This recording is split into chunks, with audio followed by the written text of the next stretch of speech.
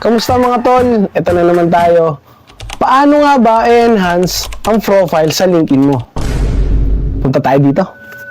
Yan. Nakikita nyo naman, ito yung profile ko. So nakikita nyo parang ang laki ng pinagbago niya, no? Na-enhance ko na kasi siya. Pero ituturo ko pa rin. Ito kung paano. Nakikita nyo itong enhance profile. Kiklik nyo lang siya. So may nakalagay dyan na upgrade plan. So yan yung kailangan na dapat verified kayo. Kahit di nyo muna yung upgrade, add profile section. Dito nyo ilalagay kung ano talaga yung mga importanteng kailangan na dapat nakalagay. Yan. Di ba sabi ko nga, explore nyo siya. Dito kasi makakatulong kung paano talaga yung tamang proseso ng pagpo-post, paglalagay at settings ng LinkedIn mo sa notification at sa iba pang mga credentials. Tapos, ako lang din mismo na natuklasan ko kung paano talaga yung proseso. Punta tayo dito. Yan. Kasama din pala siya sa training ng Learning LinkedIn. So, dito ko nakita kung paano ko siya ayusin.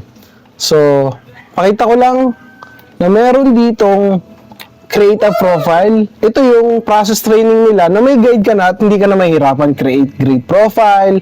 Yung tamang procedure kung paano mo siya gawin, kagaya ng mga sinabi ko nung una.